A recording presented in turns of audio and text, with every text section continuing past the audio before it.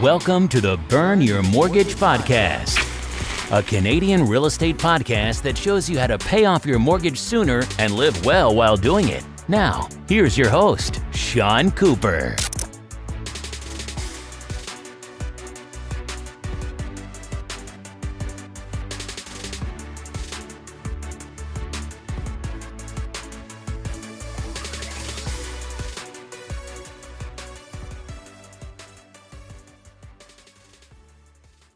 Welcome to the Burn Your Mortgage Podcast. I'm Sean Cooper, and it's great to be back for another episode.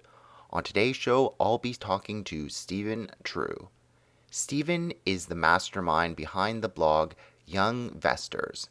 After bouncing around 8 jobs in different industries within the first 2 years of graduating, it was at this point Stephen became a young investor, a person in the early stages of learning how to achieve financial independence. He set himself the ambitious goal of reaching financial independence before age 40, and real estate plays a big part of this. In my interview with Stephen, we discuss reaching your savings goals sooner, coming out ahead as a home buyer in hot real estate markets, and affordable places to buy houses in the GTA. Without further ado, here's my interview with Stephen Trieu. Hi, Stephen. How are you doing today? It's going well. Yourself, Sean? Pretty good, thanks. So in 2010, while you were still in university, your wife and you set yourself the ambitious goal of buying a house before age 25. Tell us what motivated you to buy real estate, a house in Toronto, no less. It's a great question, Sean. I actually remember this really clearly. So Amanda, my wife now, but girlfriend at the time, we were both in second year university. Remember us sitting in class and we came across an article that talked about how hard it would be for millennials to afford a home in Toronto. And we kind of joked about it at the time and said, wouldn't it be funny if we were able to do it before 25? Kind of didn't take it too seriously at the time because we already had almost racked up almost $10,000 each in student loan debt. So we were kind of just thinking to ourselves, like, there's no chance, but, we can joke about it anyways. But something really changed. When we started getting part-time jobs and starting to realize that we could start to set aside some money after every paycheck, it kind of seemed like, it was starting to become within reach. But although we saw the possibility, a lot of our friends and family kind of doubted us and thought we were extremely crazy. A lot of the things were going against us. For one thing, the economy was just recovering from the aftermath of the 2008 financial crisis. So a lot of companies already were setting hiring freezes for new graduates and summer opportunities that we likely would never have an opportunity to get. And then we saw other graduates as well in our program. They were just struggling to just find full-time employment. So it'd probably take a graduate in our program about 6 months to about a year to find full-time employment, all while they're trying to pay off their student loans. To make matters worse, our parents didn't take us seriously either, but we actually don't blame them because we were living with them at the time. They knew that just by looking at us struggling to pay our own tuitions and our textbooks without their help, they saw the stuff that we were having to go through ourselves. They didn't think much of it anyways. We had all this stuff that was going against us. And quite honestly, we kind of use this as extra motivation. So there's all this stuff that we had, all these challenges that we saw that was in front of us. We kind of didn't see them as challenges. We saw them as opportunities to kind of break the barrier, to kind of buck the trend and do something different and be able to achieve that goal that we both were really thought we had an opportunity to do so. Yeah, and I mean, being a homeowner in Toronto is quite impressive. So I certainly think that you should pat yourselves on the back. Certainly, it's a great accomplishment. Thank you. Great. So on that topic there, some millennials are choosing to rent instead of buy. They're discouraged by the high home prices in big cities like Toronto and Vancouver. Why is real estate still a good long-term investment? I think a lot of the discouragement actually comes from thinking that real estate prices will continue to go up forever by double-digit returns. And it kind of makes it seem like home ownership dreams seem far out of reach. But that's kind of far from the truth. The beauty of real estate and any other asset classes is that they don't go up in prices forever. Like, for example, we're already starting to see in some areas in Toronto and outside of Toronto, see a 10 to 15% price correction from last year, which means it's better to buy this year than it was last year for some areas. And your question about why real estate is a good long-term investment, It genuinely makes sense because we all need somewhere to live. Buying a home allows you to pay rent to yourself instead of your landlord. Over time, what that actually does is that it kind of forces you to save money because every portion of your mortgage payment will go towards the principal of your home, which helps you start building equity immediately. It's definitely possible to come ahead as a renter, but by saving the difference that you would have been able to save had you not had to own the property and make mortgage payments. But I've seen very few people have the discipline and are able to actually do that. So what ends up happening most of the time is that renters would end up spending whatever they saved, while homeowners are forced to come up with that extra mortgage payment. Over the long term, this can easily translate to over $1,000 in additional savings. Another good reason that owning real estate is a good long-term investment is that it's kind of one of the cheapest forms of an investment loan. A mortgage, it's like an investment loan in a sense that it allows you access to buy real estate assets. So for example, in Toronto, you can already see that Toronto real estate prices historically have returned 6 to 8%, if I'm correct, over the last 20 years. So the beauty of this is that when you're buying a home, for example, let's say at $500,000 and it's earning or growing at 6 to 8% per year, the mortgage that you started with, let's say $400,000, decreases over time. So you're getting that compounded growth on that full value of the house while your loan decreases over time. So that's like a huge win. The best part of all of this is that any of the gains that you realize from the sale of your house is tax-free as well if you live in the home and you claim it as your primary residence. And that's like the biggest plus for me, being able to own something tax-free and own an asset class that's going to historically over the long term. And I'm not talking about flipping houses or anything like that, Sean. More so talking about something that you're going to live in for the next 10, 15, 20 years. It's something that historically has proven that it's going to grow over time. You've made some great points, and certainly on the point of buying versus renting, I've seen many people mention, oh, by investing, you can come out ahead by renting. But like you said, people just don't have the discipline to do that. So certainly if you're willing to stay put in a property for at least 5 years, then there's a lot of merit to buying instead of renting. And as I like to say, might as well pay your own mortgage than the landlord's mortgage. So that's kind of how I see it. No, I see it the same way exactly. You kind of just stole the words out of my mouth. Great minds think alike. On the topic of saving, coming up with a down payment is often a struggle, especially for younger people. What tips do you have for first-time home buyers to reach their savings goal sooner? And feel free to talk about your own experience with saving your down payment. The hardest part, quite honestly, is establishing good habits and discipline. For Amanda and I personally, we really wanted to make homeownership a possibility. So we immediately started changing the way we began saving. The first thing we did immediately was setting up an automatic transfer to a joint high savings account. What had happened was that every paycheck, half of it would automatically get transferred to our joint high savings account that we promised not to touch. And we both mutually agreed that it would be used to put towards a down payment on our house.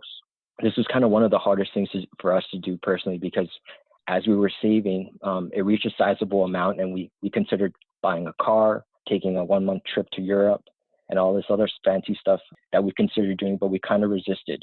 The other half of our paycheck was to be used for monthly spending. And at that time, we were also paying monthly rent to our parents after we graduated. So a portion of it went to rent, but for that remaining half that's there, we had it to use it for anything else we'd like to use it for. The second biggest thing that I think that would benefit everyone, including your listeners, because it helped us tremendously, is paying with cash for all our everyday purchases instead of a credit card. This was extremely difficult at the beginning. Amanda and I were both so used to paying everything with credit card that a lot of the times we often lost track of how much we spent at the end of the month. So we always had a shock at the end of the month where we would open up that statement and we would ask ourselves, like, how did we spend over $1,000 that month or a couple $100 that month? It changed us completely when we kind of just told ourselves to just start paying things with cash. Psychologically, what it was really doing to us was it stopped me from buying morning breakfast and tea before my way to class. I also stopped going out for lunch as often because I really didn't want to break a bill and hold loose change. That's kind of how I saw it. Psychologically, what it did to Amanda was that she started to shop a lot less. So we both attended Ryerson University. So on our way to class, it's like we're always passing by Ian Center. before she would used to shop during her breaks, after class or before class. And it was just really easy for her because she always had that credit card in her hand. But that all changed. The mindset all changed when she had to start paying with cash. Because when she saw something she liked, she would have to walk over to the ATM and literally speaking, have to withdraw that money before she bought a sweater or a pair of jeans. And she had to think twice about everything she bought. So that kind of psychologically made her buy a lot less things. And the best part of this whole thing with paying for cash is it kind of forced us to be a lot smarter shoppers.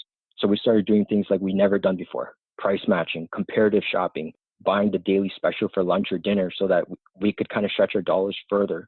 And then this whole thing about online shopping and stuff, it's getting a lot of popularity. We couldn't do any of it because we couldn't pay for it with cash. It stopped us from doing a lot of our online shopping that we used to do in the past. And that really kind of helped us build our sizable down payment, being able just saving half of that paycheck every month.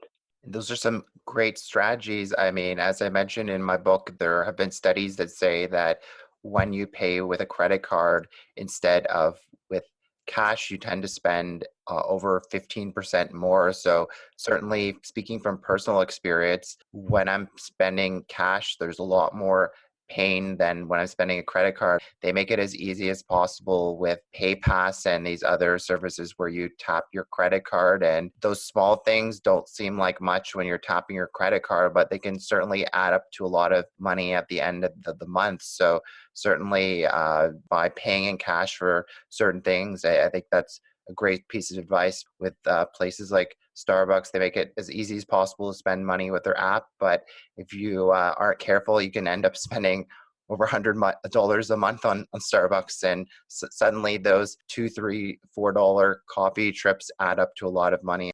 Just think of it kind of like a cleanse, right? Try to pay for cash for like 1 week and see how far you go and see how much you can save. Because like I think just changing that one little thing as part of the lifestyle, because it changed us for sure. Like it kind of worked wonders for us, I have to say. Yeah, I mean, in terms of that strategy, I think for daily spending, for stuff like going out for coffee and clothing and stuff like that, it definitely makes sense. But one thing I want to mention to our listeners is when you're going to buy real estate, it's important to take the necessary steps to build a credit score, because if you have thin credit, which means that you don't really have that much of credit history, then you can lead to problems getting a mortgage. So 222 rule says that you should have 2 credit cards with at least a $2,000 limit, and you should have them for at least 2 years. So have a 2-year credit history on them. And if you don't have that, then you can have something called thin credit, which basically makes it harder to get a mortgage later on. So certainly by being responsible with your daily spending and paying in cash instead, it can help you not give in to those impulses. But certainly it's important to build a credit score and credit history as well. Great. So bidding wars can be frustrating. Now, you ended up losing on 8 bidding wars before you bought your house. I thought it was bad when I lost on 3, but 8 definitely takes the cake. So how did you manage to stay motivated after losing out on all those bidding wars? Yeah, it was definitely a crazy ride, crazy journey indeed. Our budget, we initially set a budget of $600,000 to $700,000, and we were looking for like a detached bungalow in East Shore. At that time, we thought it was very reasonable. We thought it was a sizable budget. We were looking at the last 6 months of sales data in the area, and we had no reason to believe that our budget was so far out of reach. So let me give you an example. The very first house we put an offer on was a detached bungalow listed for $499,000. Again, it was in East Shore, and it needed a whole bunch of work. We were prepared to do a little bit of work, but we saw that there was potential in the house, so it was something worth considering. The owner had disclosed that there was water entering in the basement, so there was definitely some foundational issues, and they were totally upfront with it. The sellers had actually provided home inspection reports to everybody. So when we went to the open house, we literally fell in love with it. It was exactly what we really wanted, like in terms of the size, and we thought it was something that we can definitely grow into and fix things as they came along. This open house is actually really interesting. It's funny. When you go to open houses, there's usually like tea or sometimes donuts or whatever the case may be, but the listing agents for this open house was actually giving a loaf of bread to everybody that attended. So it was actually quite funny. So we ended up putting an offer of $600,000 conditional on home inspection on our own home inspection, and it actually ended up selling for $650,000 without any conditions on offer night. Wow, So that that was must have been shocking. Yeah, that was shocking. So this was like a huge test to us. It was just like, okay, we thought we set forth or put forth a really strong offer, but I guess we didn't. The second offer that we made actually blew us away, and this is the one that kind of broke the camel's back, so to speak. We saw a detached bungalow. It was listed for $599,000. Again, it's in the same area. We put an offer of $650,000 on it. Again, we put a condition for home inspection, and it ended up selling for $850,000 on offer night. Wow, So that's crazy. yeah, no, it's crazy. So again, it's $250,000 over list. Houses like that never sold for like that in the area ever before. So what ended up happening was, like, I'm guessing, but I might be totally crazy here or wrong, but I think the buyers loved the house so much because it was in such pristine condition that they'd do anything they could or whatever they had to do to make sure that they got the house. But this is problematic for us, right? So setting a $600,000 to $700,000 budget meant that we probably could no longer afford any bungalows in the area any longer. Because, Sean, like, the last price that the house sells for on the street usually is the last price that it will end up selling for going forward, because it kind of sets a precedent, because it's like a comparable now. Like, it's the most recent comparable. So everybody, including the sellers, the listing agent, are expecting a minimum of at least somewhere within that ballpark. So again, our budget was completely out of whack. So we kind of had to adjust our expectations a bit. We started looking out a little bit more east. We started exploring other neighborhoods, and we realized that we had to be a little bit more strategic about how we made our offers. So we knew we can't go in there with making any offers with a condition. It had to be a completely clean offer on offer night.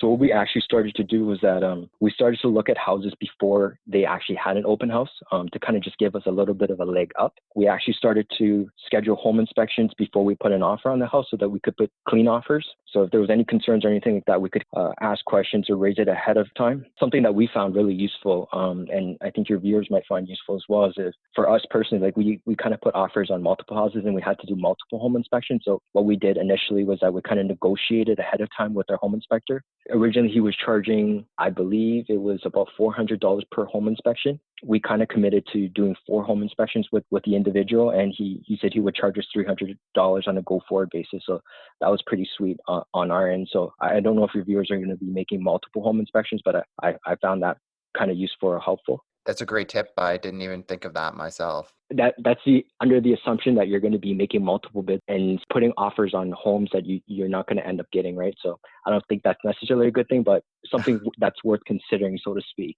The other thing that we also did was that we started making preemptive offers, or what they call bully offers. So a lot of or a lot of listing agents were saying that they wouldn't accept offers unless it was on offer night or whatever the case may be. We would try to make bully offers, so to speak, whenever we had the chance, because nobody's going to refuse a reasonable offer, right? So for us, like we tried doing that as well. We actually tried to do everything we could to understand the sellers, like the preferred closing date. And if it's possible, we tried to make them not have to do an open house. So for example, like sometimes you would know for a fact, just by looking at the homes, if there was like a baby crib or something that was in the home, you can kind of assume, or it's safe to assume, that the sellers are parents, so they probably don't want to go through an open house. So potentially that bully offer or that preemptive offer that you're going to make might be quite attractive to somebody like them.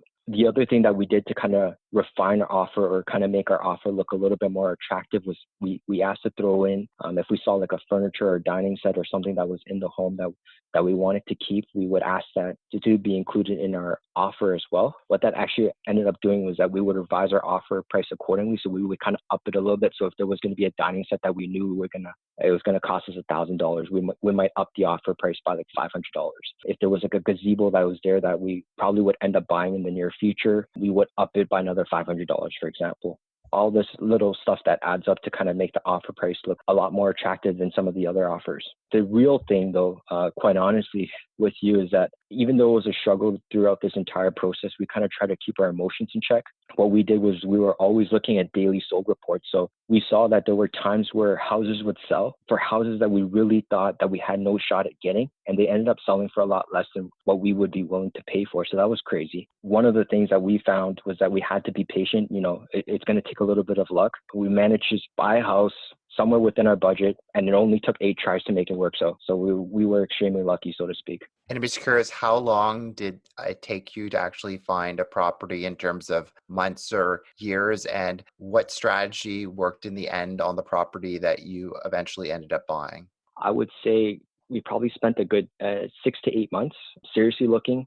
For us, like we tried to put in a preemptive offer on the house, but the sellers weren't accepting of it. But for us, we could kind of just lucked out on this one. Like it was really straightforward. I think a lot of it was really luck at the end of the day, because I think there was other houses that were listed on the street at the same time. So I don't think anybody else was looking after or kind of gunning for the house that we were looking for. So I think that kind of worked to our advantage. That's great. And being flexible helps as well. So, as you mentioned, don't be too laser focused on one neighborhood. Open up your horizons to other neighborhoods, because similar to you, I was laser focused on a neighborhood and just kept losing out in bidding wars. But once I considered other neighborhoods, it didn't take me long to find a house. As a homeowner, closing costs are something that sometimes blindsides new homeowners. So, what closing costs surprised you, if any, as a homeowner? For us, we kind of knew what we would get ourselves into in terms of closing costs. So that's like land transfer tax. We knew that was going to be about $15,000. Lawyers' fees and closing and other closing fees was going to bring up another couple of $1,000s. So none of that was really surprising to us, because we knew what we were kind of getting ourselves into. But I would say the biggest thing that kind of surprised us was what it cost to kind of just maintain the home. So for us personally, like we did a home inspection on the house that we bought, and we thought the house was in pretty good shape just based on the home inspection report. We had no reasons to doubt it. But over these last couple of years of home ownership, we kind of had to put in, I would say, at least a good few $1,000s into the home that we kind of never expected that we would have had to put in. So some examples of this was that when we bought our house, actually, we didn't even know our eaves troughs needed replacing. So throughout the house, actually, the eaves troughs were actually quite old, but it wasn't actually caught on the home inspection report. It was actually, there would be parts of the eaves trough that was kind of like dripping. It was kind of like a mini Niagara Falls, so to speak. So it was in certain areas that we saw it, but we knew it was something that we would have to replace within a couple months of buying the house. So that's like $1,500 off the bat, something that just kind of threw us off. The other ones was, there was just that recent windstorm this early April that kind of took off a quarter of our shingles. And our roof was relatively new. It was brand new. It was replaced in 2015. And we bought our house in 2016. So it was only about a year old. So we ended up having to fork over another $500 to hire roofers to fix the roof. Just this past winter, our furnace broke. The furnace would trip every time that it tried to turn on. So all you hear is like a tick, tick, tick sound.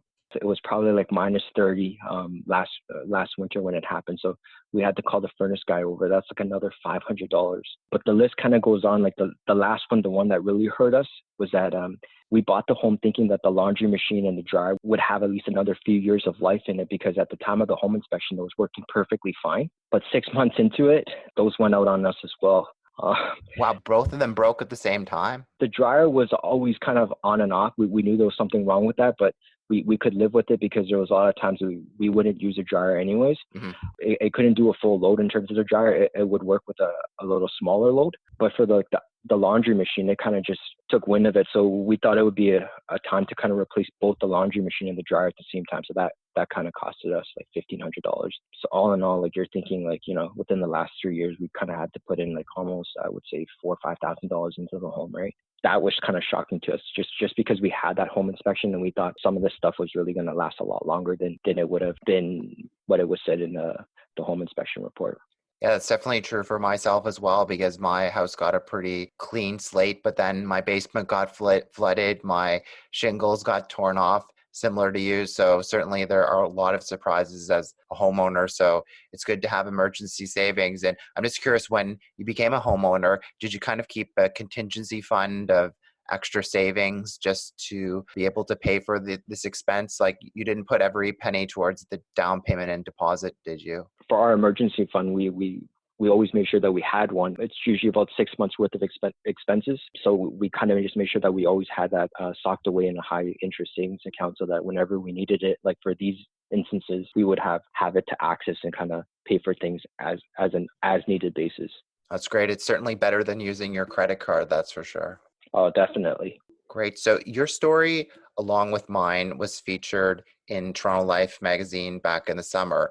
How did this all come about, and how did your family and friends react? Yeah, it was actually a surprise to me. What had happened was Toronto Life, they wanted to showcase homeowners that were under 30, and they were kind of looking for individuals like you and myself, Sean, and they kind of happened to hear my story through a personal finance blog that I started that talked about my overall home ownership experience. So they kind of reached out to me and asked if I was interested in being featured on it.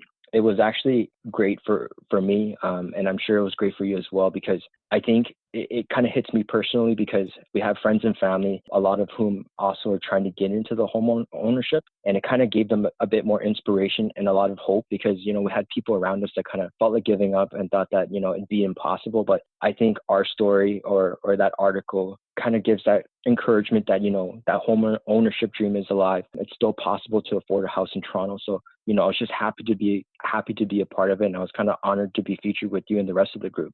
And I'm sure you got some praise from people out there, the readers as well, because like you mentioned, it's just nice to hear a positive story out there about real estate rather than reading all those negative headlines about how millennials will never own houses.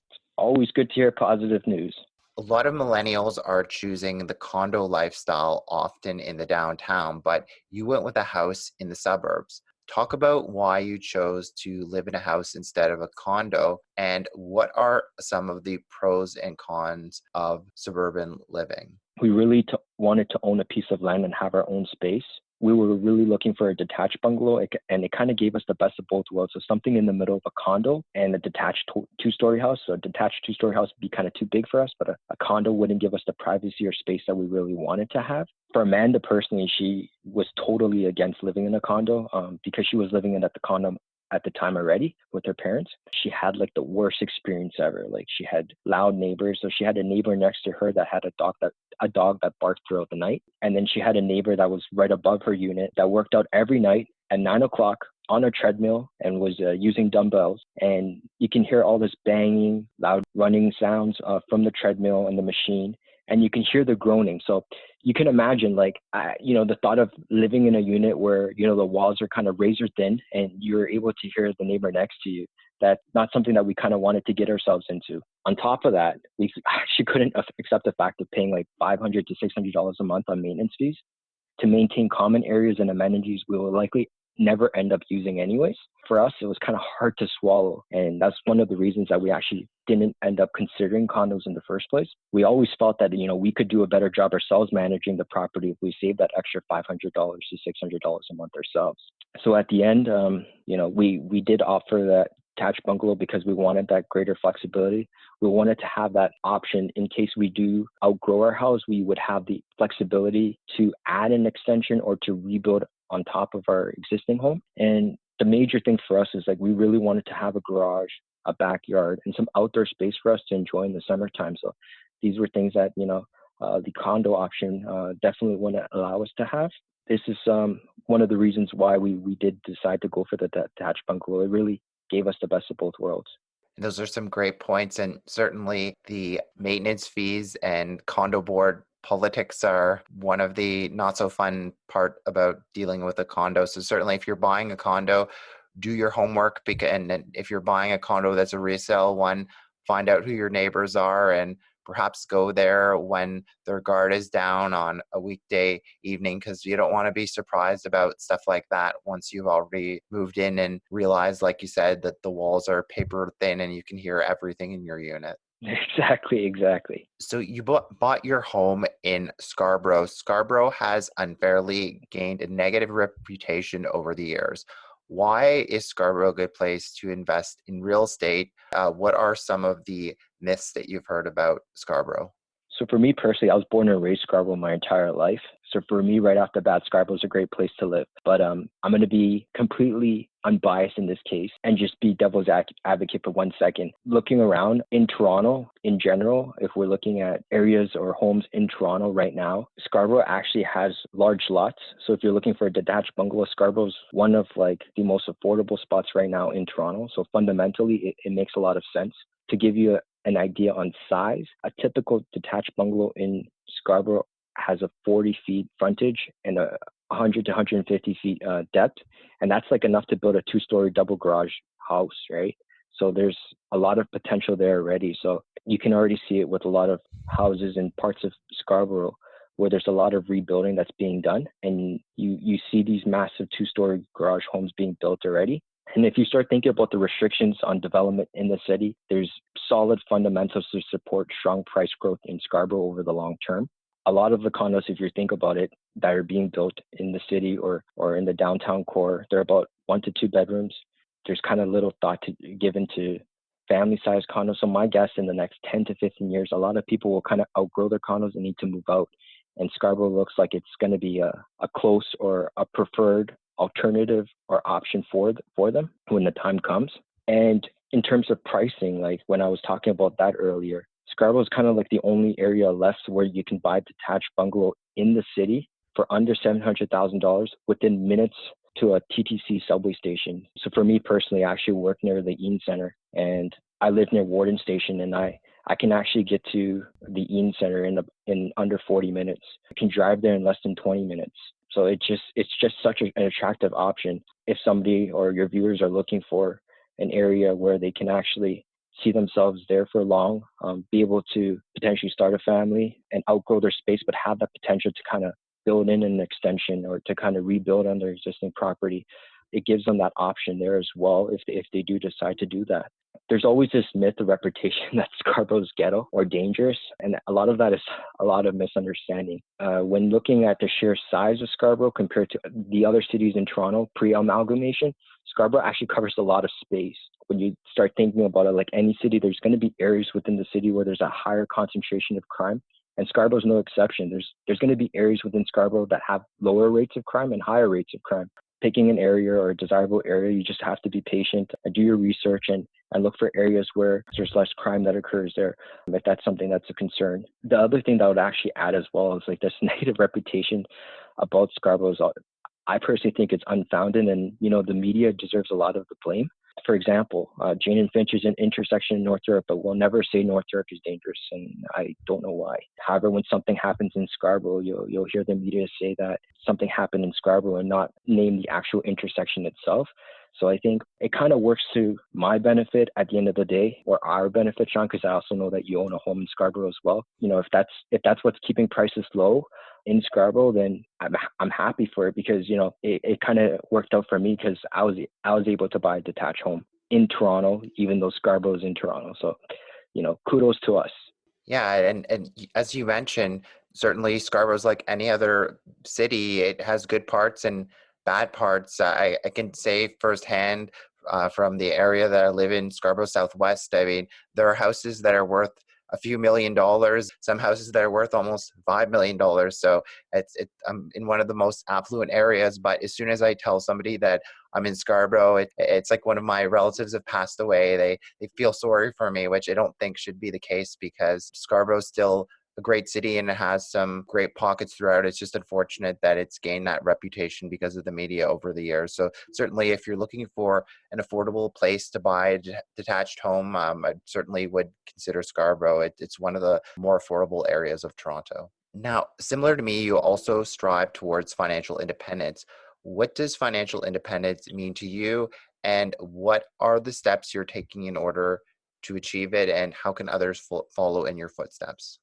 Yeah, no, this is a great question, and it kind of hits me personally, because I developed an interest in personal finance and financial freedom out of need. For me, it was kind of a struggle. Like right before I graduated, it was tough finding full-time employment. So for me, I kind of bounced around. I worked 8 different jobs in literally within 2 years of graduating. Oh my I really goodness. got to see, yeah, no, it was crazy. I really got to see firsthand how much some people hated or dreaded going to work. I've worked with some of the smartest people I ended up knowing, but they kind of remained complacent, trapped, afraid of change, or afraid to leave because they had car payments, rent or mortgage payments that they had to make, and they felt that they had no other option. I used to also work at a bank, so I used to see financial advisors sell bank products that they knew benefited the bank more than the customers themselves. So I didn't want to fall trapped to that. At the same time, I didn't want other people handling my own finances. And on top of that, I didn't want to work for somewhere I didn't see myself working for long. So I knew that in order for me to kind of break away from all of this, I had to take my finances a lot more seriously, and I kind of had to take it under my own control. So for me, like literally speaking, financial freedom means being able to do whatever I want, whenever I want, without having to worry about making me money. And Amanda and I are both kind of on the same board in this. We both plan to do it before we turn 40. So that means, if we, at that time, if we choose not to go to work the next day because we don't want to, we don't have to go to work. As easy as that. If we wanted to start a business and do something we really enjoyed doing because we felt right about it or we felt passionate about it, we wanted to have that option to be able to do. So for us, how we kind of position ourselves or trying to make sure that we get to that stage is by saving the 50% of our paycheck that we used to save. But so we're doing that as well, that we used to save. So what we're actually doing right now is we're actually saving 60% of our take-home pay and using a portion of that to put towards extra mortgage payments on our house. We're maximizing our RSSPs and we're maxing out our TFSAs wherever possible. So being able to live on pretty much one of our incomes, it's been a tremendous help for us personally because that gives us the opportunity to kind of build up that savings or investments over time. And hopefully by the time we turn 40, we'll be able to kind of do what we want at that time. And I think it sounds crazy that we're living off half our incomes, but like I said, in university, we lived off of half of it, and now, like I said, we're able to save 60% of our incomes, and that's the reason we're able to do this is because we kind of had that good solid habit and discipline from the get-go. So we're able to save more than the 50% that we used to save. Yeah, and certainly on that point, you don't have to continue to live like a student when you graduate, but it certainly helps. But it's important to be aware of lifestyle inflation, which means that when you get that pay raise at work or you get promoted or go to a better paying job, don't end up spending all the extra money that you make. Certainly take advantage of that extra money and make those extra mortgage payments, as you mentioned. Exactly. Yeah, no, I actually forgot to mention that as well. Yeah, no, you're exactly right. So we're used to living on a student income. So as our incomes grew, we got promotions. We continued to maintain our spending levels. So we were able to save all that additional increases. And that really is going to be what makes us able to retire by 40, hopefully. Great. And I have one final question for you. You got married in the summertime. Now, weddings can be expensive. They can be almost as much as the down payment on a house, sometimes even more. How did you manage to have your wedding without derailing your financial goals like financial freedom and financial independence? The first thing that really helped us, and I'll be totally honest with you, is that we bought a house together before we got married. So that helped us a lot. For us, that meant a lot to us, not only to our relationship, but towards our financial goals, because we didn't want to be a couple that got married and not have a place of our own. So from the get-go, we both knew that we needed to buy our house first. So that was a tremendous help. Because almost everything we had saved at the time was going towards our house. What ended up happening was we had to make sacrifice and delay our wedding by almost 2 years. So we didn't get married until 2 years after we bought our house. So that did a lot to help us from derailing us from our plans, so to speak. But I think going back to the point about having discipline and building good habits, because we bought our house and we had to make our mortgage payments, a lot of our money was already tied to the down payment on our house. So that actually did a lot to us psychologically again. It really forced us to create a budget and literally work out how we were going to get married in 2 years' time. So we literally worked out by individual expense categories for the wedding, how much we would have to save in the next 2 years to kind of make it work. I can honestly say though, Sean, had we gotten married first and not bought our house, what would have likely happened is that we would have tapped into that sizable down payment that we had saved, and we would have likely gone way over our wedding budget. So for us, buying that house was actually more advantageous to us because it kind of discouraged us from buying things or kind of falling trapped to buying a lot of stuff that other couples would buy or spend on their wedding. So we kind of, for example, some things that we did to kind of cut costs or be a little bit more Frugal? A little bit more frugal. You got it. Was that, we would try to limit the number of flowers or fresh flowers that we use. We would have more foliage. We would do a lot of our wedding decor ourselves. We would ask our friends and family to kind of help with making decor and helping us set up on the day of the wedding instead of hiring a wedding planner. So there was a lot of things that we were able to do, and we were able to do this because, I guess, so to speak, we bought our house first. So it kind of left us with not a lot of money or to play with, so to speak, when we did have our wedding or what we could afford to spend when we did have that wedding. That's great advice, and certainly I really like the strategy, as you mentioned, having different categories for your various wedding expenses. So certainly that's a great way to not have your wedding go over budget. Yeah, no, it definitely helps. I have to say like that. There's plenty of times we kind of would look back at our budget and say, oh, we actually can't buy this. It's we're gonna go over our budget. So that having that budget next to us when we're talking to like different vendors or whatnot, it kind of helped us keep our reality in check. Well, Stephen, it's been great having you on the show. Before I let you go, is there anything of interest that you're working on that you'd like to share with our listeners? Yeah, of course. So for me, actually, Sean, I have a personal finance blog myself. It's www.youngvestors.ca. It's a blog that talks about my personal journey, Amanda and I's personal journey toward financial freedom, where we plan on retiring before 40. So it's got a lot of tips, things that we do already to kind of help us save money or things that we are doing or in terms of investing as well. There's also a section that talks about life lessons, that talks about mistakes that we've made on our path to financial freedom. So I'm sure it's something that your audience may be interested in as well. So I encourage them to take a look and, visit the website. Yeah, I mean, as we were talking about offline, it's got a bunch of great homeowner war stories, as I like to call it. So certainly if you're a homeowner or an aspiring one, be sure to check out Stephen's blog. Thank you, Sean. It's been a pleasure. Thanks for listening to another episode of the Burn Your Mortgage podcast. Besides being a podcast host and money coach, I'm also a licensed mortgage broker. If you or anyone you know, family, friends, coworkers, or neighbors could ever use any unbiased mortgage advice or a second opinion, feel free to reach out. You can reach me by email at seancooperwriter@gmail.com, or you can call or text me at 647-867-3711. Also, be sure to head on over to www.seancooperwriter.com and sign up for my free weekly newsletter. As a small token of my appreciation, you'll be able to download my ultimate mortgage checklist on choosing the perfect mortgage.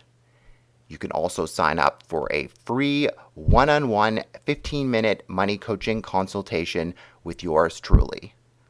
I look forward to hearing from you and helping you burn your mortgage sooner too. Once again, thanks for listening. You've been listening to the Burn Your Mortgage podcast. Don't forget to subscribe on iTunes and leave a rating. Until next time, happy mortgage burning.